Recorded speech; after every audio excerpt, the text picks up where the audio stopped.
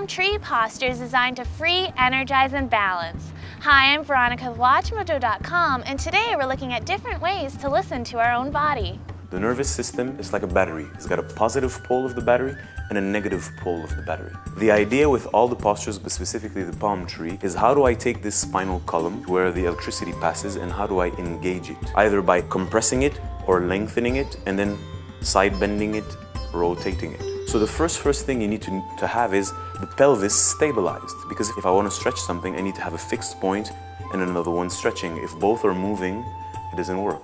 So this is the earth. It connects us to the earth, so I'm fixed, and from there I can do whatever I want. There's so many things that we can work in this posture. Just the shoulders, for example.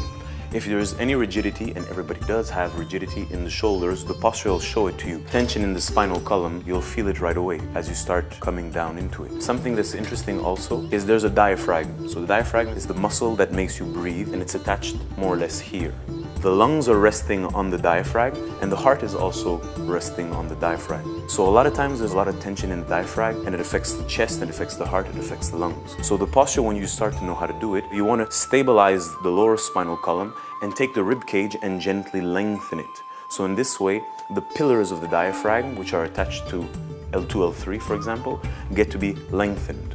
And as you start consciously breathing deeply, you start expanding the thoracic cage consciously to create an opening. And then once you're really sensitive, you can actually feel the lungs and the bag that's over the lungs. You can start literally being your own osteopath. And that's the whole idea with Osteyoga. How do I get to manipulate every single part of my body consciously?